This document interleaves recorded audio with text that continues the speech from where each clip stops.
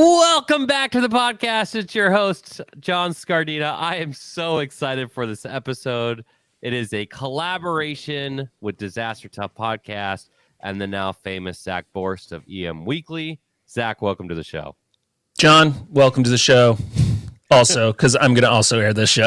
Hey, that's fine. That's great. I think it's kind of fun to do these collaborations between our podcasts because it's an opportunity for more people to hear different types of content and listener styles or, speaker styles, and just kind of grow that whole thing that we're trying to do with like the Readiness Lab of like creating a community. So it's always fun to see you on here and to do these collabs. Yeah, no, it's been a minute. I don't think we've done an episode since, I don't know, it was like sometime, I was going to say last semester, but I think it's season is the word I'm looking for. Disaster class is in session. Yeah. Yeah. Last semester. Funny enough, I got a lot of comments about being on your show from some of my listeners about my after actions of IAEM. Oh, yeah. Specifically, one, I wish I knew who he was, and I apologize for not recalling the name right now. But he sent me a lot of comments on LinkedIn through a DM about what his thoughts were. And he was, I believe, a regional president. Is that what you guys call him? I think so, yeah. Regional president on the East Coast. And so just hats off to you, for sending that over, listener, and telling what your thoughts are. And I appreciate that. I have a perspective, and other people love IAEM. And I definitely had a good time when I was out there. Despite having some different perspectives. So I thought, hey, it just shows that these collaborations can really help foster conversations. Oh, definitely. Yeah. No, I think that was good too, because it was like kind of the first IEM where I think a lot of people had gone back to in person. And so that was like a fresh start. So it's actually probably good for them to also hear like a little bit more honest feedback. Like the people that typically give feedback online, it's like you either love it or you hate it. And there's almost no like middle ground. So if you can just have a conversation. Yeah, exactly. So I think it was good to just to have that opportunity to kind of just talk about stuff. And I was interested to, I've been an IEM convert for a while. So it was just good to kind of hear, I do hear plenty of the counter argument for IEM, and there's plenty of legitimate discourse that takes place. So yeah, it was good. It was a good conversation. Yeah, that was probably the last time we were on one or another's podcast. One or the other. One another's. Yeah, sure. A little while. Yeah. Funny enough, I made this offhanded comment about, it was in jest, like it was a joke about like soda, like there was not enough. Oh yeah. And that's the number one comment I got back was like, hey, like, thanks for calling that out. We're going to try to make that change. And I was like, the soda people have a strong presence at IEM. You're influencing an entire, do we have to change how we do this? There wasn't enough soda, which is hilarious because I don't drink soda. So I think there's too much soda. Yeah. More beer. Actually, it probably is. Yeah. Water's probably better for the soul. Yeah. Yeah, but some guy's going to pop a Coke next year, and they're going to be like, thank you so much. One for me and one for my homie, John Scardena. Yeah, pour a Coke for John Scardena. Did you, was that it? We're done? All right. Hey, it's been a great episode. Thanks, everybody. We'll see you for the next one. All right, 2023 is a great time. You actually, I was calling it goal setting. You had probably the better word for the new year for it. EM. Oh my gosh, resolutions. Yes, resolutions. I was like, evolutions. Yeah, resolutions. Like trying to resolve myself to some stuff, not just emergency management, but I think like professionally and personally. I feel like the last few years I've not really set goals because it's just like there's so much uncertainty that it's like you either give up so fast because you're like, I can't do this. Like there's these things I want to go do, but because of COVID or whatever, like they don't get done. And it's like can be really disheartening to like set a goal and like fail at it. And I was like, that's dumb. Like, I'm very much a person who's like a fan of incrementalism, right? So like if you can't achieve what you're trying to, like, chip away at it, right? Like, how do you eat an elephant one bite at a time? So, so this year I was like, you know what? I think it's going to be important to set some goals, you know, kind of using the SMART approach to that, the like, you know, have a time frame, it's measurable, achievable, just like something that you can actually, specific, measurable, achievable. What's the R in that? Oh my gosh. Specific, measurable, attainable, realistic. Yeah, and then is it like timeline? Yeah. So trying to like get something that like there is there's some like goal to it, because there's also like that little like dopamine hit when you accomplish something, right? And I think we've had like just such a crazy. So I think I've been a part of the company now for like officially full time like 5-6 months, I think about. And it's been like there's so much stuff that's like in flux, like because we were just like always like working on the next thing, that like sometimes you don't take a second to celebrate like the victory. So like trying to be even just in that sense, like okay, like we did Atlanta, we did Orlando, we were in Philadelphia, like take a moment and like celebrate stuff like that, like just being more reflective as well. But I'm also ready to move on to 2023 and like do new stuff. So real quick, we're going to pause for this week's Disaster Tough endorsements. How do you spell Doberman Emergency Management? EOP, OEP, HVA, HMP, Thyra, TTX, Drone, PDA. Whenever you need an expert, Doberman Emergency Management field experts are there for support. Contact an expert at DobermanEMG.com today. The L3 Harris Extreme 400p radio solves problems and is specifically designed for emergency services. How do we know? We field tested it with medical, urban search and rescue, and collapse and confined structures. This radio is amazingly tough. Check out the L3 Harris Extreme 400p radio at L3Harris.com right now.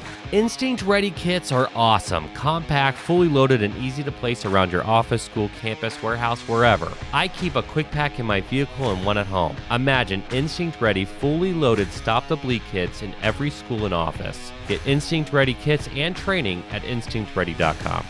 Okay, let's jump back in. Yeah, it's like, what's that that famous interview with Kobe Bryant? You won 2 games. Why aren't you smiling? Was there to smile about? Have we won yet?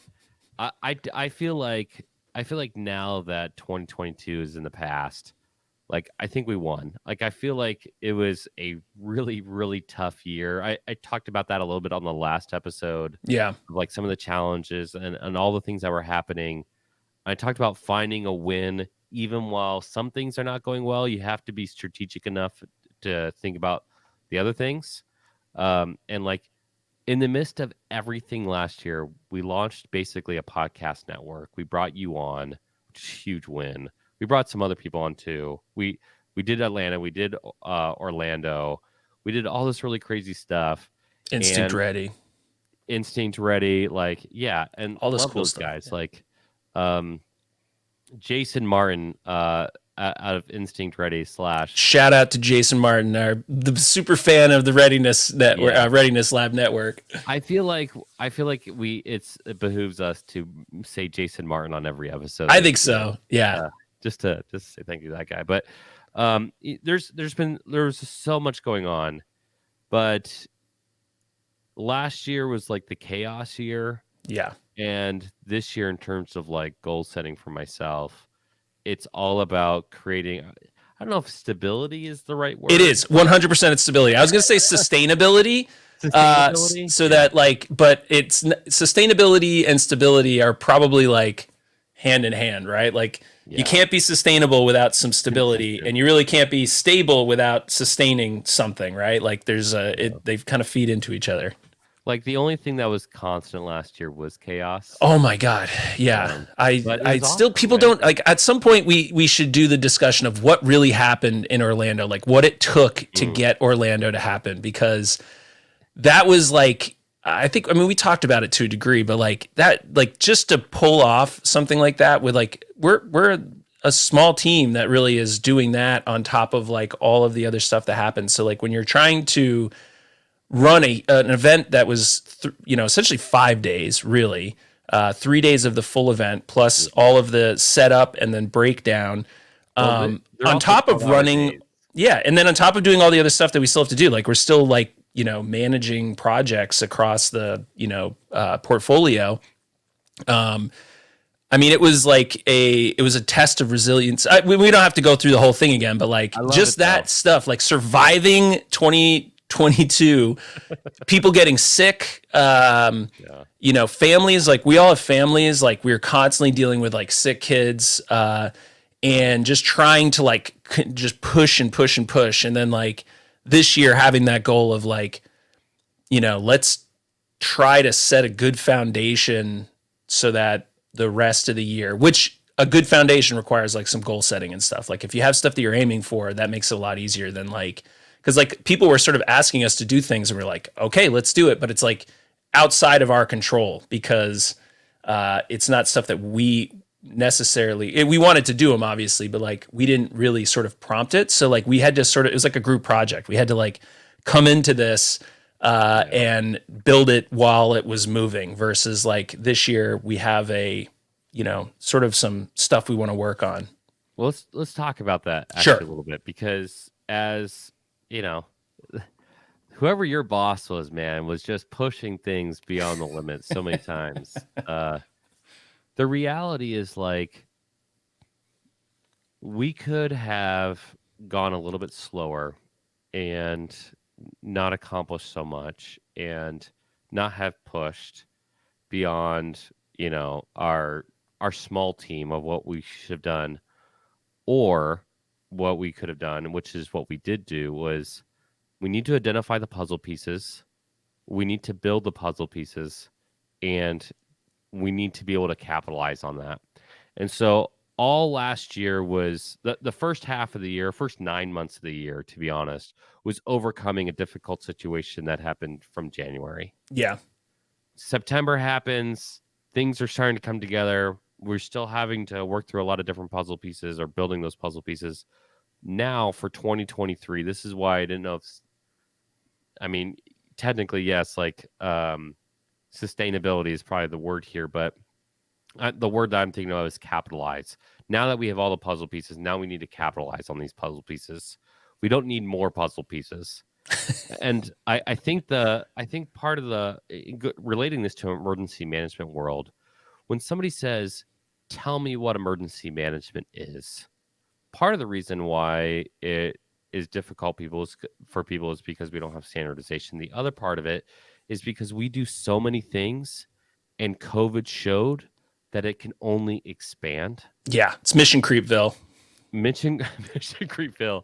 I live in Mission Creepville. Yeah. I think it is okay to finally start saying, even as an industry, look, that's not our lane. Like sometimes it's like, hey, that's not my job is kind of like the worst thing that happens in construction. But sometimes for the sake of sustainability and be able to do something proficiently and do something very well, you have to say, hey, this is my scope of work and not expand. Yeah, I think emergency managers suck at that. I think we suck at that. Because what do you get into this job because you want to solve problems? Like ultimately, like whatever definition you want to use, whatever training, experience, knowledge you have, at the end of the day, like our job is to fit the square peg into the round hole. Like it's to find like the impossible solution and make it happen. And that's usually done through project management, like mostly, and like network building and communicating. Like those are sort of like the three pillars of emergency management in my mind, because everything that comes like collaboration and coordination is just those three things, right? It's networking, it's all that stuff that's just kind of makes us emergency managers. But what we're ultimately trying to do is like fix something. And so when we see a problem, it's really hard to sit there and know that if you say no, no one else is going to fix that problem. And I've run into it so many times. Like professionally, it's stupid. You burn yourself out. That's what happened at my last full-time emergency management gig. I said yes to everything because I was like, yeah, I don't know how to build a dispatch center, but they need one, so I'm going to do it because no one else has that skill set.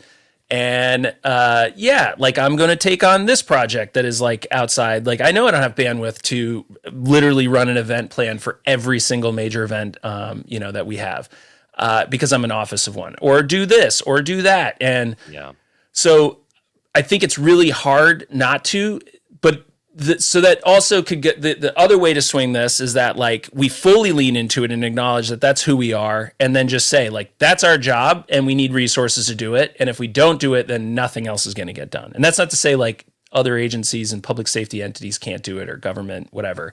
But I think that's what ends up happening is a lot of times we just say yes. So I have to like figure out what that like safe ground is, or like the middle ground, I guess, to do that. And I think that's what we've been sort of pounding our head against the wall for the last like month, trying to come up with our like strategic and tactical goals for the next year is like, what do we say no to? And then how do we like embrace the things we're really good at, which I think every emergency manager probably should do at the start of the year. Yeah. And then like building out like even long-term, like once you have that, then you could start to look long-term. Like if you're always tactically in the sort of like tactical, like putting fire out mode, you can't get anything done. So like we were able to pause towards the end of the year and actually start to do some strategy. And that like was like, oh, it's like a relief valve, you know? Yeah. It makes me wonder too, of like, just because like the nature of who we are, it's also really hard to stop mid-project. Yeah. Once I start, I have to finish that project. I want to see it to its completion, and I feel like an utter failure if I don't. See, I think like for me, it's like culturally, it's difficult for me to like. I did like a personality test for like it was professional development for my military life, and one of the things that came out of it was if something seems like it's not going to achieve anything fruitful, or I personally just find it kind of dumb, I have absolutely no problem abandoning it mid. I'm like, done. Do not care. Like it's dead to me. I'm moving on. So I think like, there's different, of the emergency managers that I've met in my life, there's like almost two kinds. There's like the ones that are like, they're so either mission driven or like task oriented, like that they have to complete it, and that gives them like the hit. And then there's like the schlubs like me that just like come in and we're like, that's a bad idea, do it this way, peace out, ops life, and you're like, what just happened here? Like snowboarding, that guy just came in and screwed up everything, and they're like, well, it's actually not a terrible idea, but we're already in this process, like why don't we keep completing it? And yeah, that's an interesting dynamic. We're way off track already in this podcast, as I knew it was going to happen. But yeah, I that was another thing. Like I think in coming into this year is trying to, I think every year I have to like refresh myself on like who I am, and I think you should do this within your team as well. So like figure out sort of like the. There you go. The more you know. Trying to take stock of who you have in your team, who you're like missing. My old boss at the university was extremely, extremely detail oriented, and I am like the complete opposite of that. So like when we're like, because we recognize that at first it was like this very like it was friction, right? Just caused friction all the time. Because I'm like, why are you so in the weeds on this? This is such a waste of time. It makes no sense. And then he's like, well, because this is how it's always been done. This is how I've done it for the last, like umpteen years. Like, this is my process. Like, don't screw up my process. And then there was like a moment where we're like, oh, you do it this way, I do it this way. Why are we fighting this? Like, that's fine. Like, you are the one who's going to like make sure that stuff is, fully vetted and is going to sort of function as it needs to.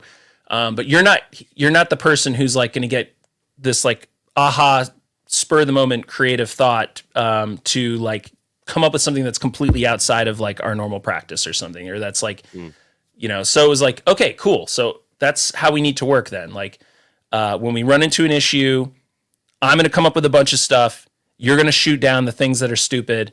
We're going to find this like perfect, sort of meeting in the middle here. And then that's what will resolve. And once we sort of got used to that, it worked really, really, really well.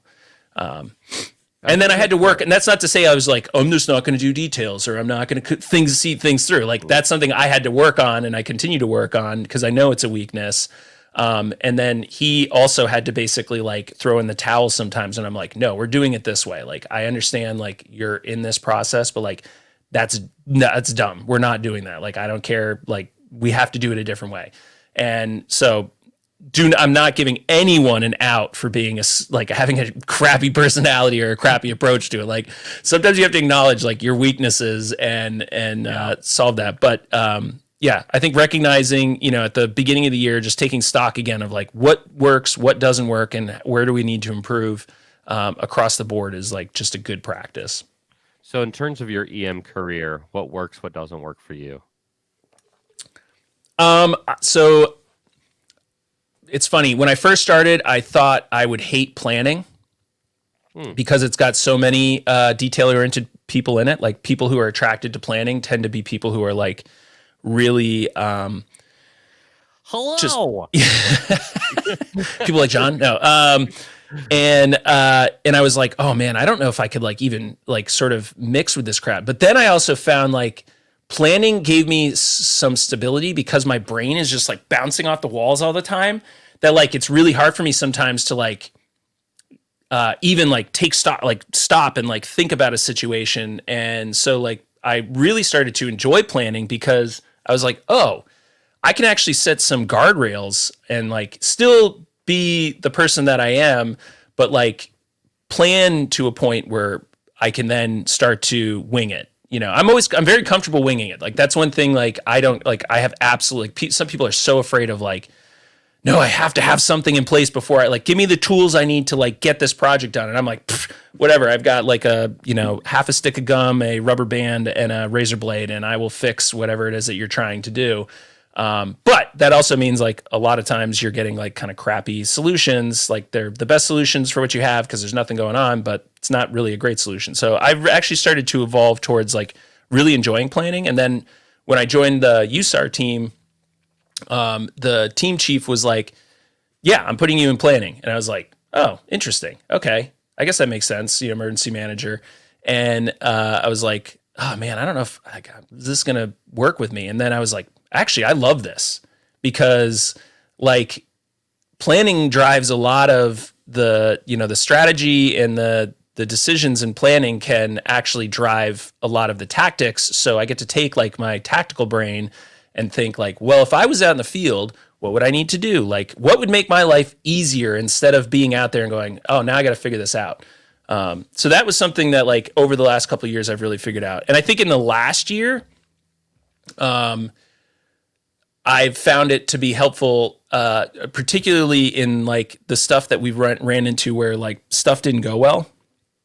Like it took me a second to sort of, I did realize like I also need to like pause and like step back from stuff sometimes and like get the big picture. Like that was definitely the Orlando situation like really spun me up.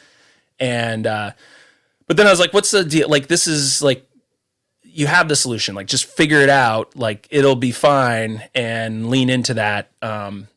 Where I was like, okay, we had the plans. It was going really well. I was doing the planning thing. And then when the plans failed, which is the whole point of this, right? Like you do your plans to get you to a point where you don't have plans. And now you have to think, a little bit more creatively. And it worked. And I was like, okay, well, that's a good thing. So like, I need to like work on that more sort of like professionally as an emergency manager. So speaking of Orlando, this is going to be a part of the conversation where people might be like, what? Because we had all the challenges, I wouldn't say because, that's not the right word. With all the challenges, are you glad that we did Orlando? Like, you know what I'm trying to say by that? So my give up on stupid ideas part of my brain was like, punch out. Like this is not what we wanted to do. Let's get out of here. And I think that's where that side of my personality was like really like screaming at me. Like, we don't have to do this. This is not a thing that has to be done. Huh? It wasn't just screaming at you. Oh yeah. Yeah. No, I mean, I I think we all probably certainly came to that conclusion, but like to me, like that's just like where I was like, this isn't working. Like, let's find a different solution versus like, oh, this isn't working. Let's find a different solution.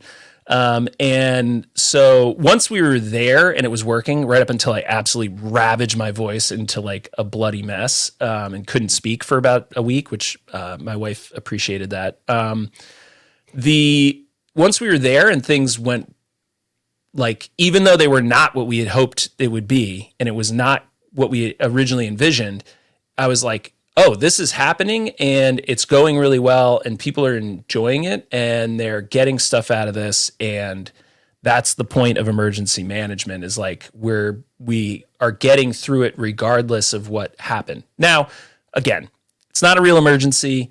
I would have loved to have had our ideal scenario work out, or to pause and step back and try to like build the beautiful vision that we had. But I think that is also like that's like my ego more than anything, is like, well, if it's not what I promised someone, then is it like what it's supposed to be? And then it was like, oh, that's not actually what we promised people. Like what we promised people was this really important experience where they're going to like get a bunch of stuff out of this. And then we kind of built everything on not on the fly, like we built everything up to make it work. And then it worked really well. And there was stuff there that like, honestly, we didn't know was going to work really well because we hadn't done it before. And it happened. And now it's like, this is actually probably better than Atlanta in a lot of ways, because we had things there that, because of the sort of initial challenges that we had to come up with, and when we did the sort of after action, like some of the stuff that we thought was going to be the biggest challenge was actually like what kind of made it the biggest strength and made it more realistic and everything. So, yeah, it's one of those things where it's like had I been given it out, I probably would have taken it. Yes. But because we didn't have that, or you didn't let us do that, then, Bingo. it was like, all right, like, it took me probably 24 hours to sort of like step back and sort of like figure out like, okay, what can we possibly do to like make this happen? Because this was like weeks, 2 weeks, 3 weeks, 2 weeks. It was about 2 weeks. Total venue change, yeah. So, but it all worked out, and it was one of those, definitely a personal lesson, and I think it was if we were to write a full after action, you could have applied it to like almost any sort of disaster scenario, like. It was as close to a responding to a disaster as I've seen it. Yeah. Here's my takeaway on Orlando, and you're gonna think this is really messed up, probably. When I said I don't like the idea of not being able to complete something once I start, it wasn't because I don't find things mundane, and then if they're mundane or stupid, I back out. Is if I'm excited about something, that is when it's nearly impossible. There's always you always have to put the asterisk there, of course, but it is nearly impossible to get me to stop. Either somebody has to absolutely prove to me that it is wrong, or I will complete the task. Yeah. And that's not to say like I have learned. You're talking about this is all building up to this. Talking about personality types. I've taken a personality test a couple different times, and I've learned that personality tests are probably BS. But I've taken the same one a couple different times over the course of years. In my undergrad and my master's, I had to take the same one for different like classes. Myers-Briggs or something. Yeah, it's the 16 personalities test. Yeah, and I get the same one every time. And the character that it says I'm most like is Jack Sparrow. Now, you can say that's either a really bad thing or a really good thing, but it's true. Like, I'm an innovator on the fly. I'm a lot like you in the fact that, like, I have absolutely no problem winging things. People who listen to the show are like, yeah, definitely, I can tell. The show's all over the place. But, like, I can give speeches, I can get up there and just go. And I think that makes me a really good emergency manager in a disaster when the plan's not working. It's just like, find a way. The Orlando experience, if I knew what I knew now, would I do Orlando? No. But in the process of doing Orlando and working with somebody that I just had hired only a couple months ago, and one of my staff members who was in a new role and a really small team. I was secretly very excited because I knew a couple things that were going to happen. One, we already had the content. Like for all the logistical things that we had to come up with, the content was still there. And so from the student perspective, I knew we were going to get really good feedback from the student. I had 100% confidence in that. So I knew that was going to happen because another person on our staff was overwhelmed and beat up and tired before Atlanta. And at the end of the first day, they were just over the moon. They could not believe how great it was. And so I knew the same thing was going to happen to you. So that was one. The other thing is there's almost nothing better than going through the trenches together. And I know this might sound a little bit manipulative or, whatever, but I knew that if we could fight through it and we could find a win through this, and this year was the stability year, then we can say we did this really hard thing in Orlando. And so if smaller problems popped up, then we can get through it.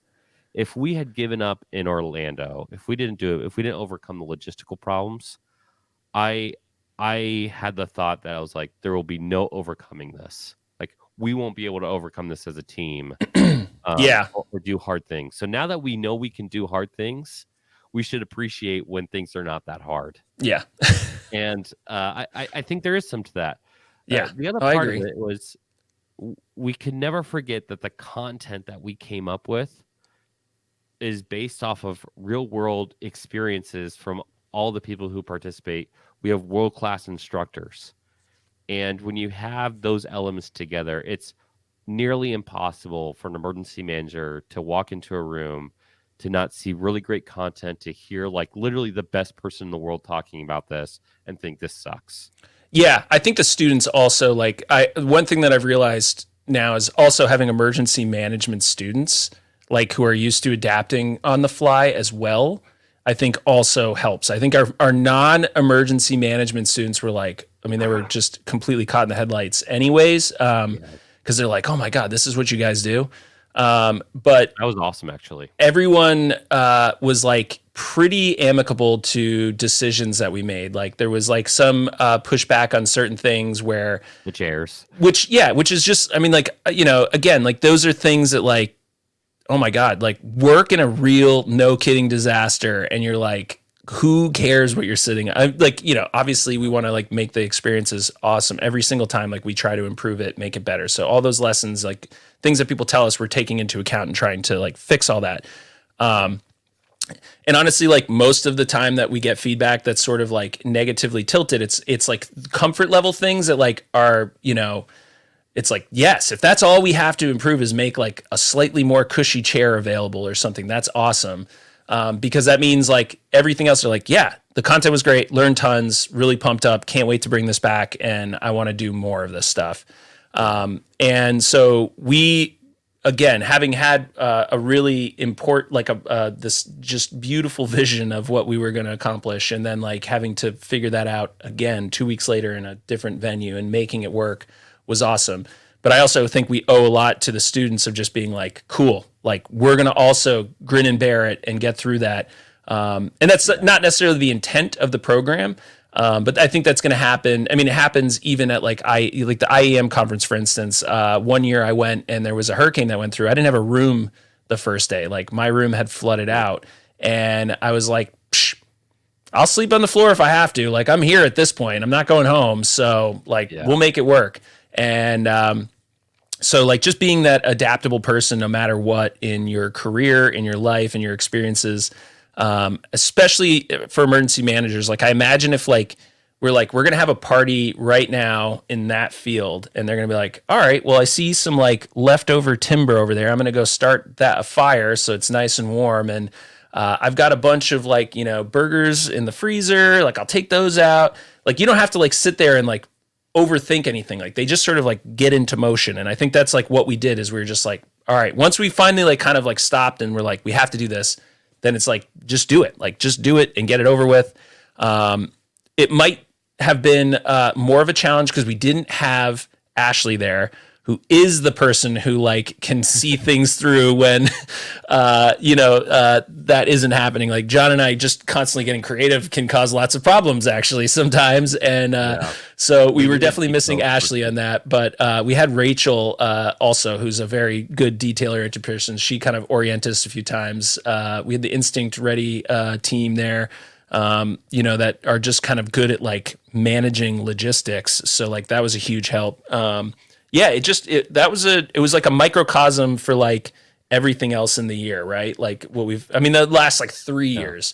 So speaking of like sustainability and like stability is also like, maybe we're fine. Well, I don't know. I thought we were actually through COVID. This year has been a nightmare around here with COVID, flu, and RSV and stuff. But like moving on to that next thing, like, for maybe finally after 3 years of this is like, trying to get that stability and like move on from like the things that don't go well. I tend to dwell on stuff that like doesn't go exactly how I wanted it to, even though like I don't plan stuff. So like you kind of set yourself up for failure a lot of times, but You too.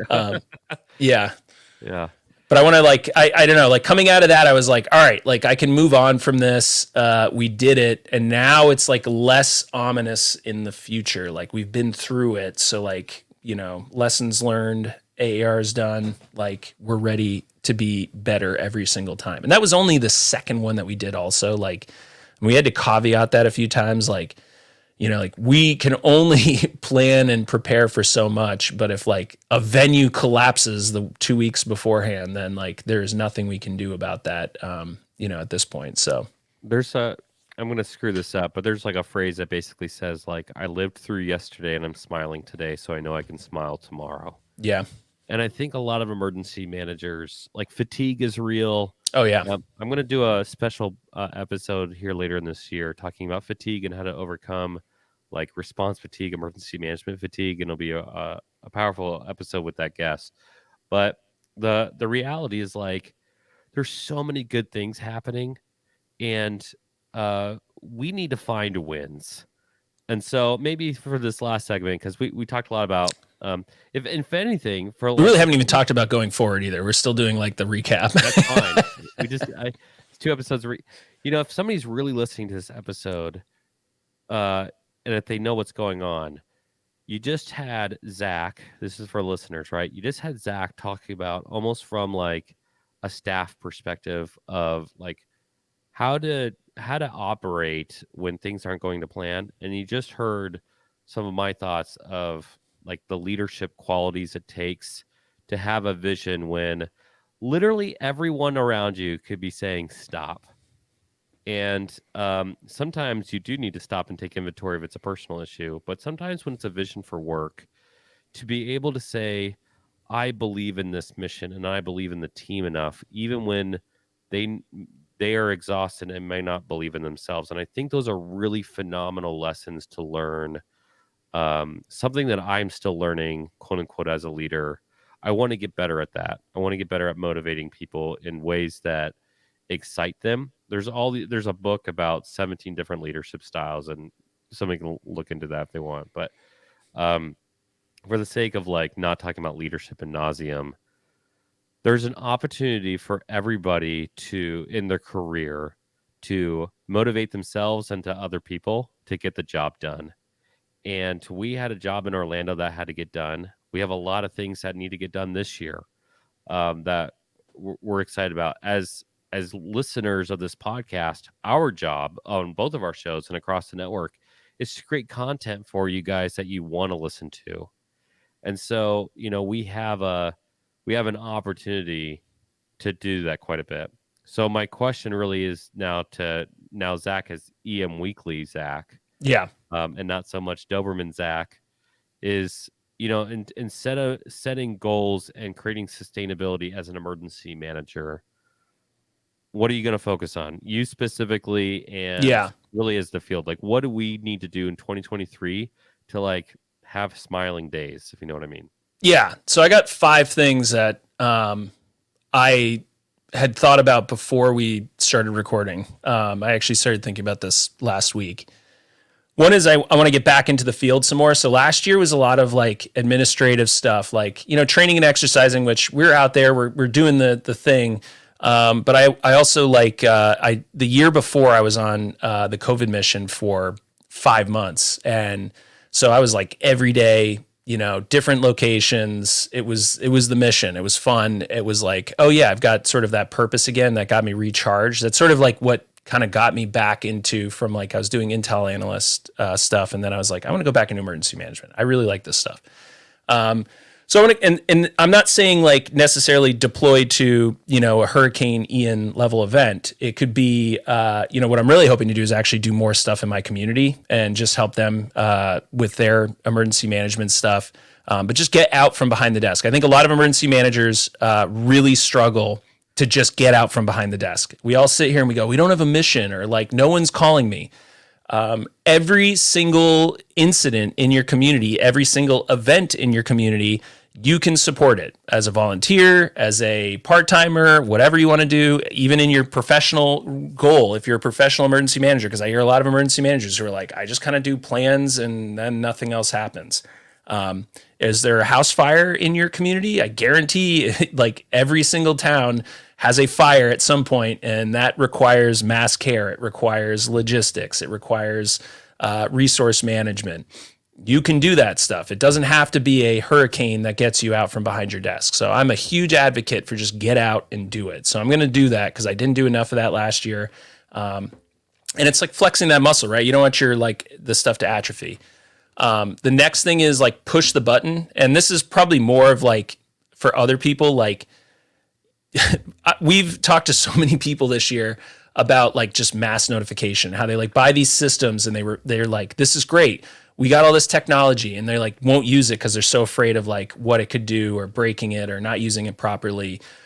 So like I'm talking about this in like the literal sense. Like if you have mass notification, use your mass notification software. You want to use it when it's sunny out, not when it's the worst stuff is happening. Get proficient, do that. But like push the button, like go do like if you're thinking about it, or you've got a piece of software, if you've got something you want to try, like go do it. Push the button. Personally, I want to do more creative stuff. I think part of the way my brain works is if I like don't get to like just pause and sort of like make stuff or do stuff. Like the podcast does that to a degree. I've started like doing drawing. I used to do a lot of video editing. I've done like, I want to do video game stuff. Like I just want to go do stuff. I might do stand up again. I haven't done stand up in like many years, but I did stand up for like 2 or 3 years, and it was really fun. And so I want to do that again, do some comedy. Would you like to hear my favorite joke? Yeah. A magician was driving down a road, then he turned into a driveway. All right, so John, maybe stick to like what like you're good at. I will. I have this. It's a terrible joke. There was a hand gesture, like a razzle dazzle hand gesture for those who are listening and didn't get to see the visual. That joke, I've said to. It's such a terrible joke. It's not really funny at all. But every time my wife gets mad at me, I say that same joke to my wife, and she's just like it's the. I don't know. It's like saying I love you when she's mad at me. Like I just start telling her I love her. John, why did you? I love you. I love you. So it's the same thing. I say diffusing. That yeah, you just diffuse the situation. So if you're getting yelled at by somebody, try saying that joke. All right. I'll throw this out there as a huge professional development goal for people out there. Take a stand-up comedy, a improv course, a singing class, something that gets you into a very uncomfortable situation, especially public speaking, because that is your job, whether you like to acknowledge it or not. As an emergency manager, you are a public speaker. You are an outreach person. Yeah. Take those courses, do it. It'll be the best thing you'll do professionally your entire career. Like I've done a billion different ICS courses. I've done tons of exercises. I would say the Vermont Comedy Club Intro to Comedy class has done more for me professionally than anything else that I've done, because I realized like comedy can get you out of a lot of bad situations. People remember things that are funny. So all my exercises, like hopefully people in Orlando and Atlanta appreciated that I inject humor into everything. And it also like you think on your feet. So that's one of the reasons I want to do more creative stuff is like, it actually does help you professionally. It also is like good to just like step back sometimes and like just doodle, like just, that's how your brain works. Like you have to just like take a second and think about stuff. And I did not do enough of that last year. I think that was part of the reason like I got so hung up on the Orlando situation was it was like charge forward, charge forward, charge forward, charge forward. And it's like, wait, no, that's stupid. Like that gets you killed in war, right? Like if you're not really thoughtful in what you're doing, you're just going to get blown up. You're going to walk into the like the tripwire. So like I had to stop for a second and like look around. And in that time, like, you know, that's when all of a sudden your brain's like, oh, I have a moment to like think and be creative. And then it's like, oh, in that situation, it was like, here's the solution we've been looking for that I've been struggling with for the last like 48 hours. Well, you're talking about being creative, and I don't mean to cut you off. No, of course. But it is actually pretty amazing. Like taking a break and like doing something creative. My kids are 3 and 2. Yeah. And we'll sit there and we'll play with dinosaurs. And my son will say, like, what's the name of the scary dinosaurs? I'm like, oh, that's the carnivores. You know, just like thinking, Yeah. What's the name of the weak dinosaurs? Oh, that's the herbivores. What's the name of the nice dinosaurs? Oh, that's the porfivores. Jesus. Yeah. Anyways. Oh, that was good. Yeah. James Podlucky has been posting a lot. So he's been on your podcast. He's like one of my like emergency management confidants now. Really good dude. Works for Everbridge. Talked about him in the last episode. Yeah, we've done a lot of cool stuff with him. And one of the things that he started posting, so he just had his a baby, and he's like, oh, like unplugging for a little bit and like going for a walk and playing with my kids like is actually way better for my mental health and my ability to work than trying to just like plow through things. And like, even, you know, one of the lucky things that we can do is work from home. Like we're both very fortunate. And during COVID, it was awesome. Like I've spent more time with my kids than I think like I did with my parents growing up, like for my entire like childhood, because we were all home and together and like had to like do stuff. But like, even then, like I have gotten into this mindset sometimes where like, I feel like I can't get up from my desk, and like, it can be really liberating to walk to the end of my road to get my mail, or to like run into town real fast. Like I'm not talking like disappearing for hours, like 20 minutes, 15 minutes, and go get a coffee somewhere. And just like, you step away from your desk and you're like, oh, I'm not a like prisoner here. Like I'm here because I want to be here and I want to do this. So like, you know, taking those little moments to like step back and like just don't think about what you're thinking about. That's when all of a sudden you have these like epiphanies and these like aha moments. Okay. Steve Johnson. Steve Johnson is a professor. He is the head of Seaburn for the British Army, and he's a police officer. And I asked him, I said, okay, like how do you juggle all that? And he said, honestly, like I love all 3 of them, but I can't do them all the time. If I do like one for a little while, then I get really, really good at that just by taking a break and going back and just challenging your brain in different ways. And I think that is one of the wisest counsels anyone could ever give. You just gave it. Steve Johnson's giving it. Stepping away and doing something. It's amazing how much more actually proficient you can be at doing the job by not doing it all the time. Funny. Yeah, because you'll grow to like resent it. I don't know how people do the same job for like 30 years. I know so many of like the previous generation, like my grandparents are like, oh yeah, I stayed at one place forever. And of course it was pension, which we don't have basically anymore. It's essentially gone. You're not going to get it at Doberman. Yeah. But like, I also need that variety. And I have to sometimes, like, it gets very expensive. Like I go into a hobby and I'll do it for like 6 months and then I kind of move on. I've got there's actually an aviation headset back here from when I was doing my flight lessons a couple of years ago that I like haven't finished. You know, like sometimes you do have to just kind of like go do something for a little bit, get it out of your system. And like you said, it flexes your brain in a different way. It's just like exercising, right? Like if you do the same exercise over and over and over, you're only going to like work those muscles, and like it can actually start to affect other parts of your system, like doing the sort of like mixing stuff up and like trying different things is better for you mentally, physically. So yeah, no, I totally agree with that. In line with this, also reading more. I want to do more reading. I've actually started reading more. I read nothing but like military history and like disaster books and just like constant nonfiction. And I started reading more fiction, and that like escape has been really, really nice, especially with everything that's going on. And like, you can look at like storytelling historically, like part of it is like to give you that escape so that you can think of, be aspirational and inspired and like, do other stuff. Yeah. So I'm going to try to like do more of that's something like, I don't know. I was a nerd. Like I read textbooks. Like I would buy a textbook that I was not in a course. I would buy a textbook and read it. And so like, that's just not a great, like that doesn't help you be creative. It's like, you can learn lots of stuff. That's great. But like, I was like, I need to like read stuff that's like outside of my comfort zone. So I've been trying to do a lot more of that.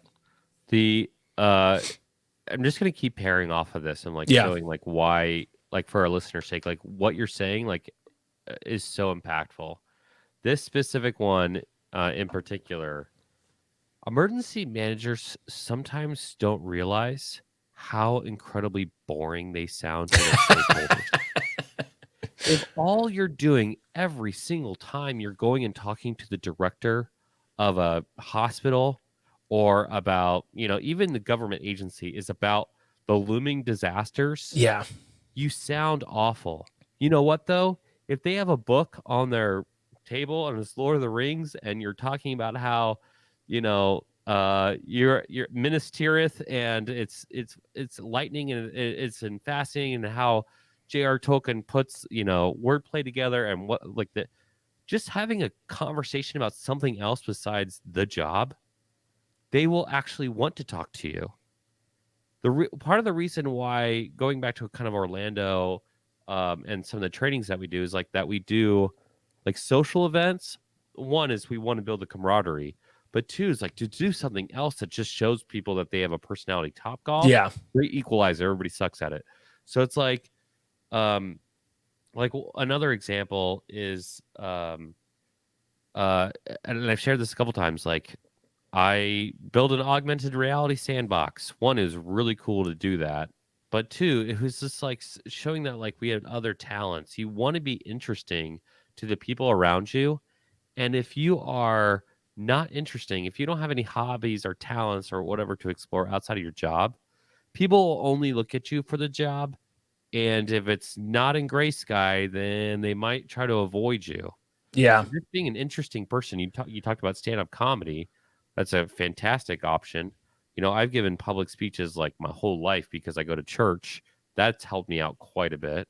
Like whatever your thing is, do something more than just the job. I'm passionate about the job. You're passionate about the job. But having hobbies is fantastic. Well, I mean, think about everyone that's like those people in your lives that you're like just like magnetically attracted to. It's almost always because they're good storytellers, right? Like they know how to engage people. They're charismatic. Like that is something emergency managers can struggle with because we deal with like dark things. Like we deal with things that people don't want to think about. In fact, oh God, who was I talking to about this? I was talking to someone, maybe it was you, John. I don't remember, but they were telling someone about like what they do. And the person just being like, no, I don't want to hear it. I don't want to know. Like this is not something I'm comfortable with. Like I don't want to think about disasters. I don't want to think about this. It was one of my friends. I was talking about like just trying to, communicate sometimes like preparedness. They're like, oh yeah, we were talking about like the coming storm or whatever. And they were like, I don't want to even hear about it. Like I'm afraid of the wind. I'm going to lose power and all my stuff is going to get destroyed. I don't even want to think about it.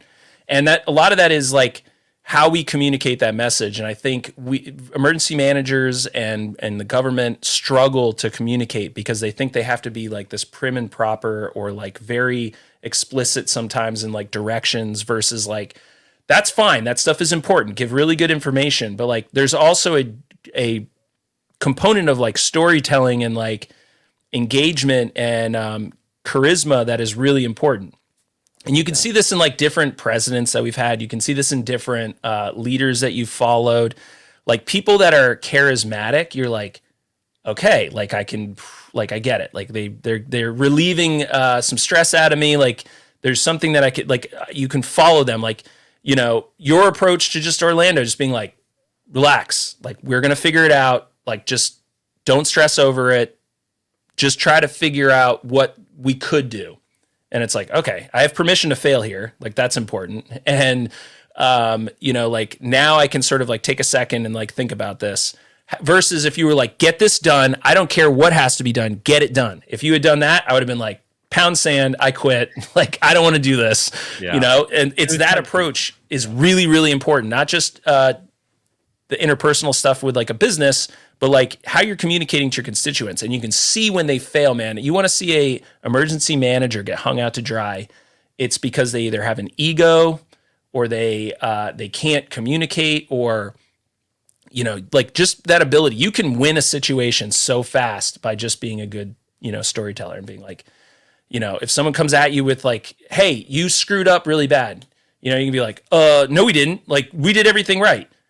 Versus like, we have to acknowledge like things maybe didn't go the way we wanted to. Here's why, explaining a situation, like being able to sort of provide context and stuff in ways that like people aren't going to get otherwise. Like that, I think is just like, if anything you're working on this year, like it's just be a better communicator. No matter what your job is, every single component of emergency management is communication. So, well, I mean, you're talking about like, gosh, Buffalo, New York, 37 plus people dying. Yeah. I say 37 plus because I know about the 37.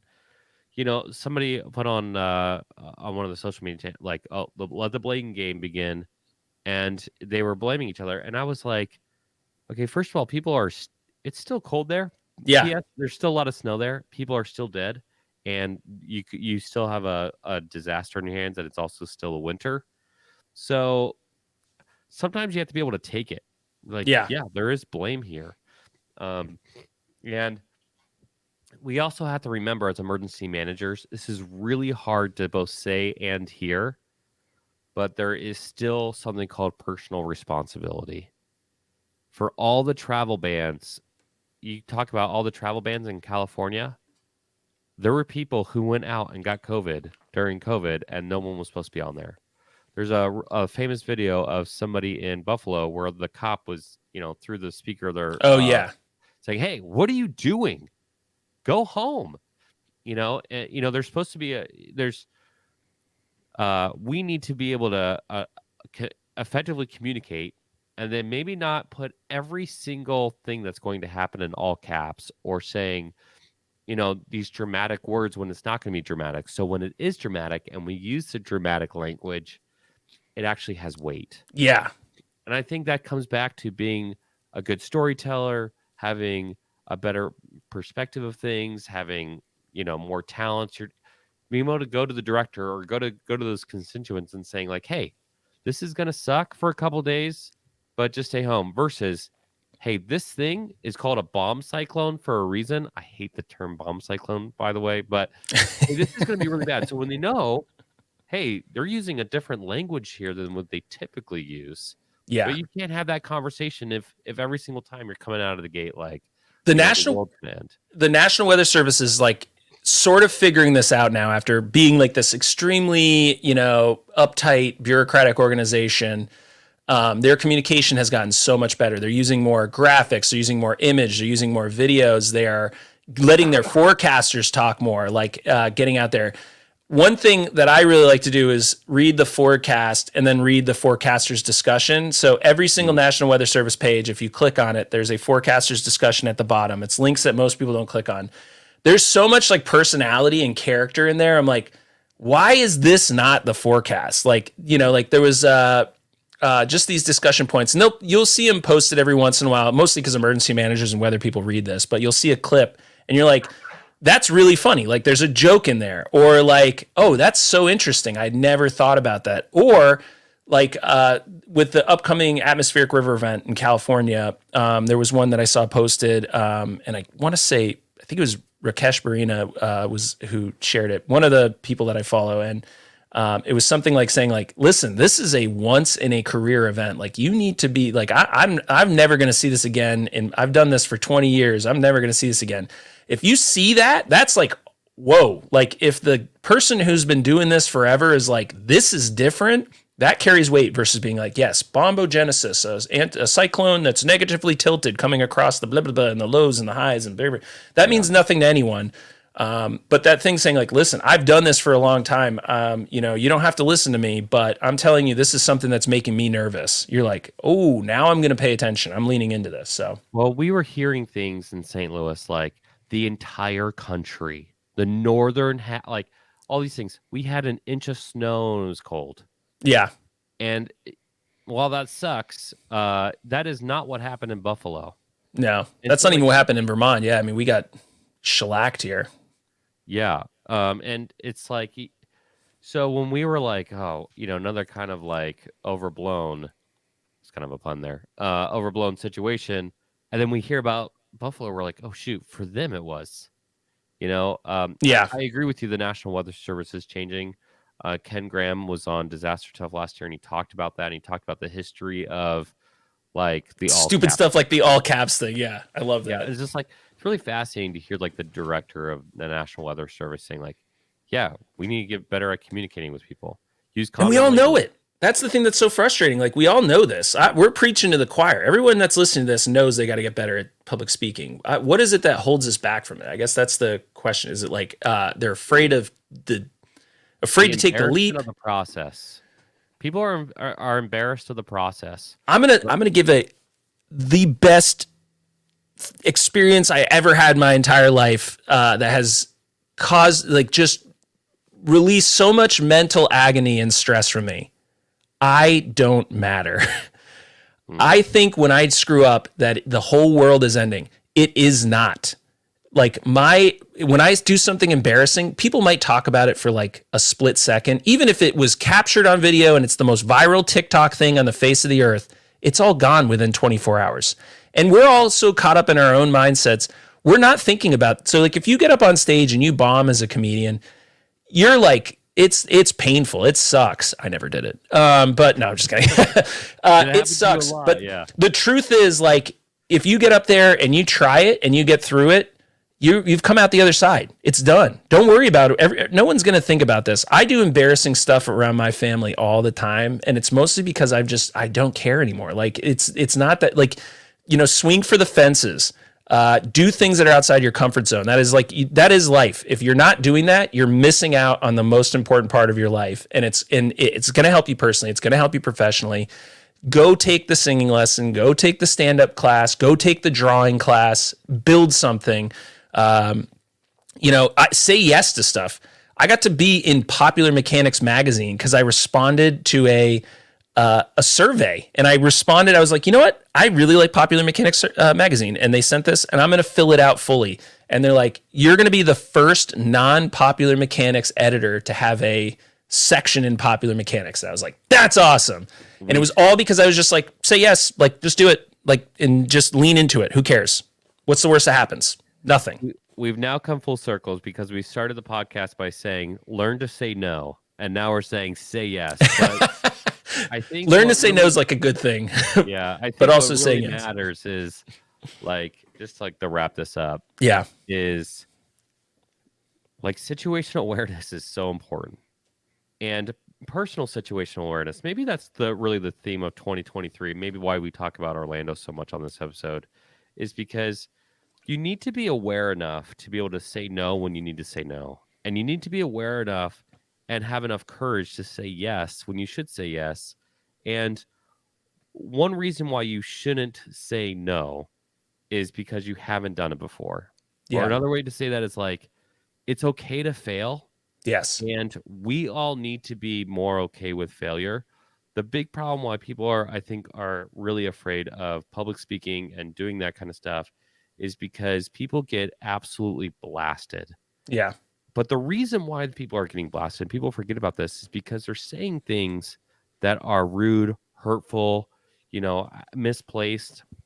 But we're also so uptight that if we relax just a little bit, we wouldn't come off as being hurtful. We'd be coming off as more realistic and human and actually more compassionate and doing things to allowing yourself to failure. You're talking.